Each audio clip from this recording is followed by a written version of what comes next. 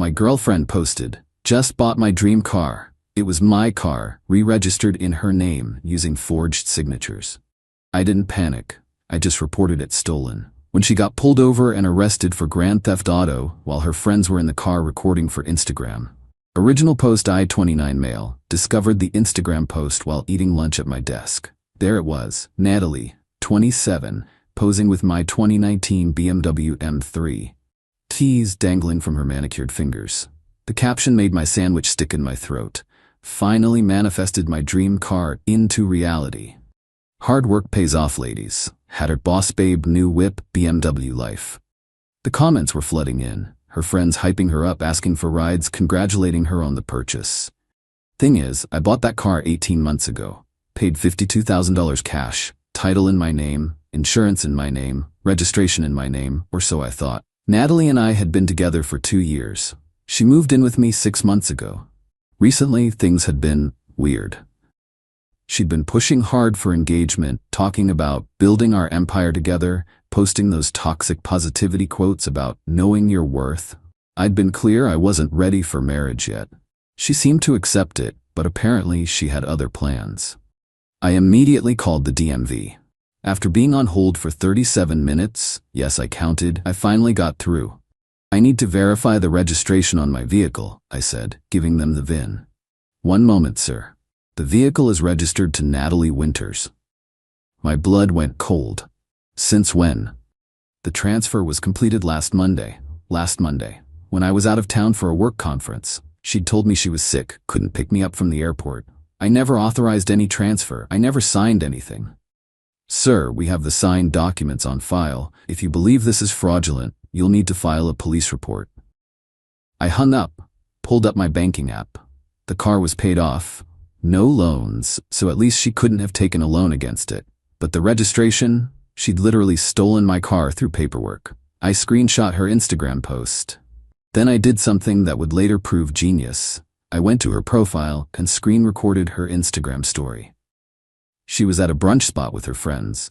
My car keys prominently displayed on the table, talking about leveling up and cutting dead weight. Then I called the police. Update 1. 3 days later. The detective assigned to my case, Detective Hayward, was thorough.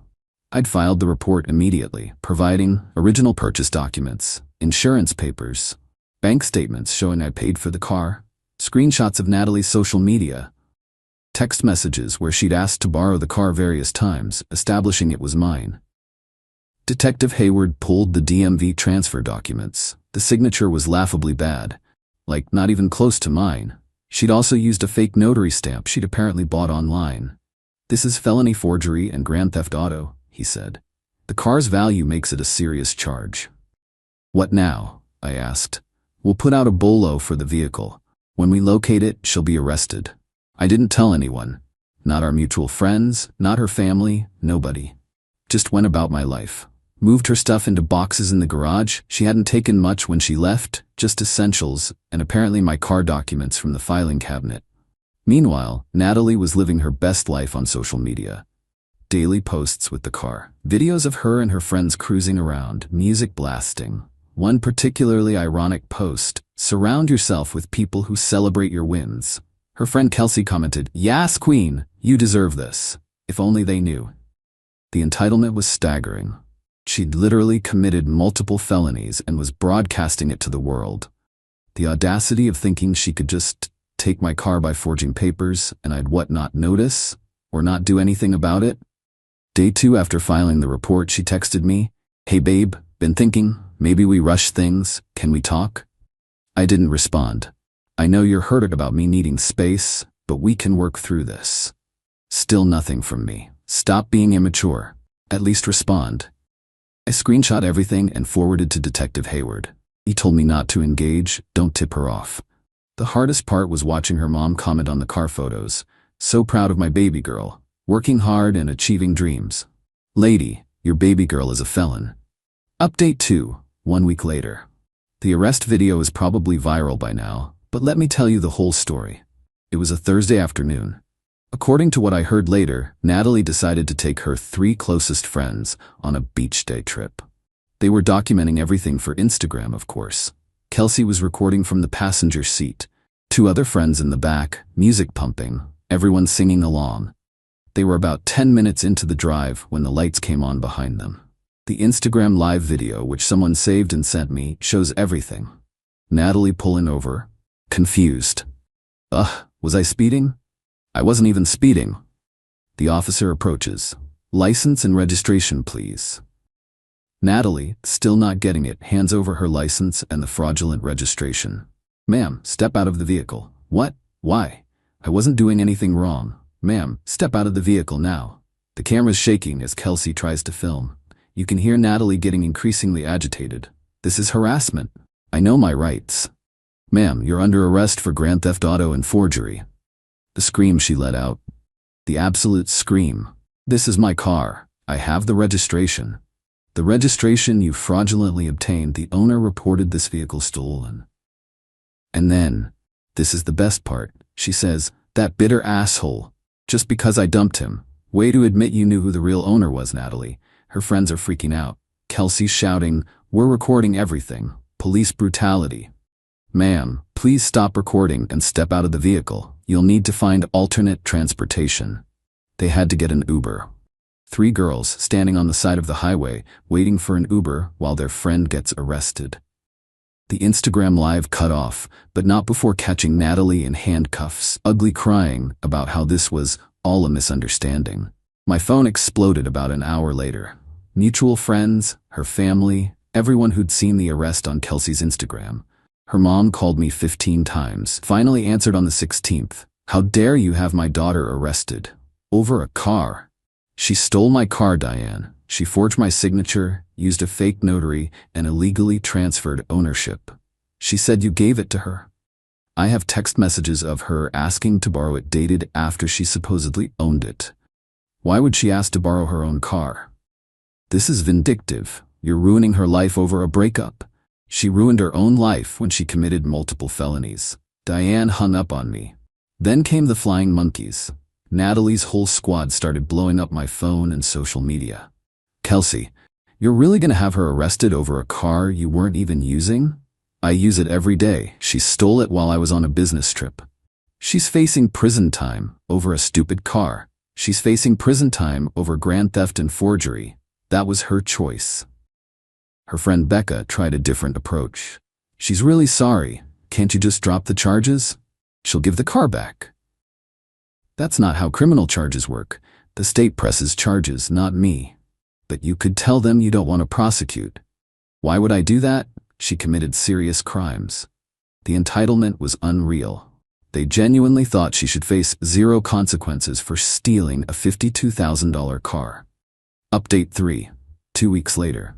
Natalie got bailed out after 3 days. Her parents put up $15,000. The conditions of her bail included no contact with me, and she couldn't drive any vehicle registered to me. Duh, she'd already stolen the only one. But the entitlement didn't stop. It escalated. First, she tried to spin the narrative on social media, posted a long, rambling story about financial abuse and how I'd promised her the car but then reneged when she stood up for herself. Complete fiction.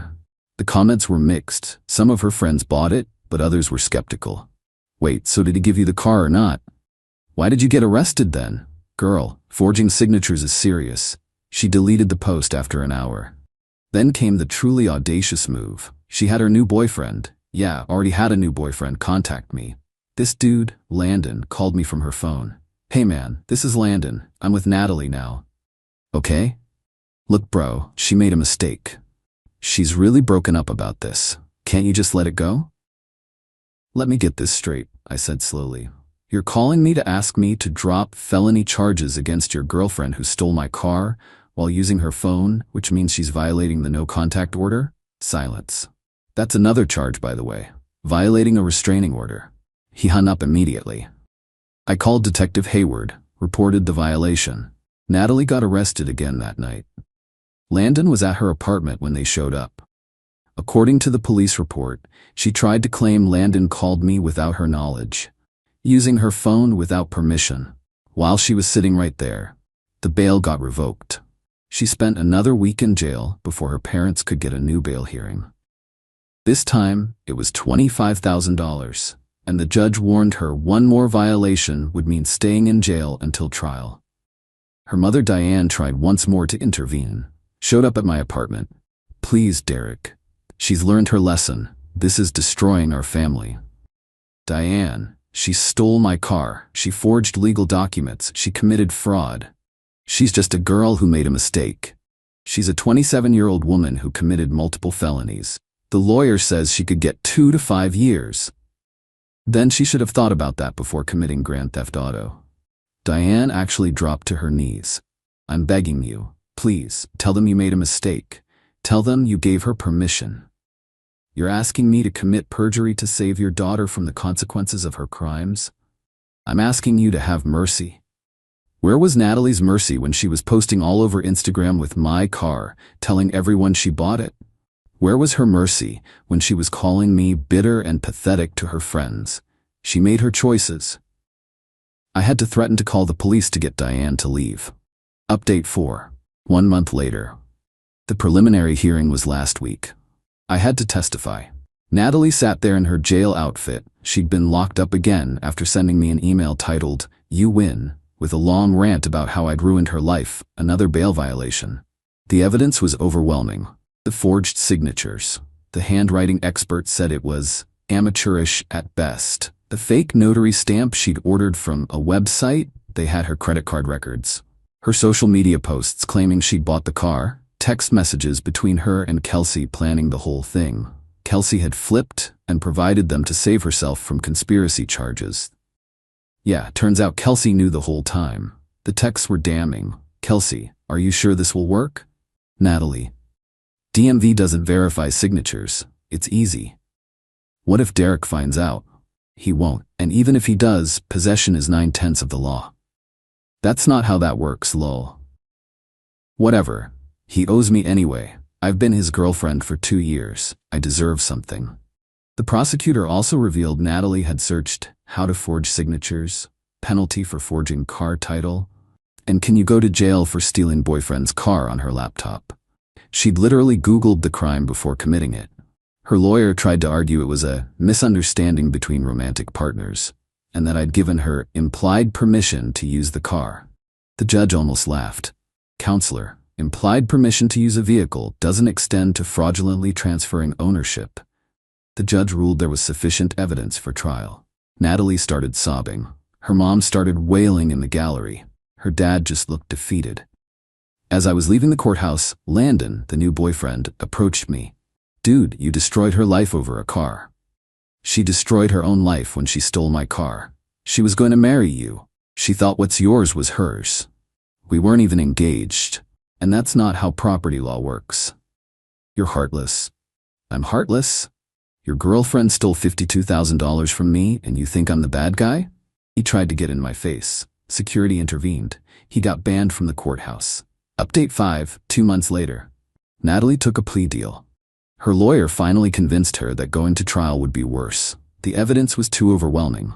She pled guilty to grand theft auto, reduced from 1st degree to 2nd degree, forgery, identity theft. Sentenced to 18 months in prison, suspended to 6 months with good behavior, 3 years probation, $5,000 fine, restitution for my legal fees, $8,500, 200 hours community service. She has a felony record now, forever. The day after sentencing, I got a call from her dad, Robert. Different energy than Diane. "Derek, I want to apologize. We raised her wrong, gave her everything, never let her face consequences. This is on us too." "I appreciate that, Robert. I'm paying your legal fees, all of it. Already sent a check to your lawyer." "You don't have to." "I do. It's the least I can do. Maybe if we'd held her accountable earlier, this wouldn't have happened." He was the only one in her family who got it.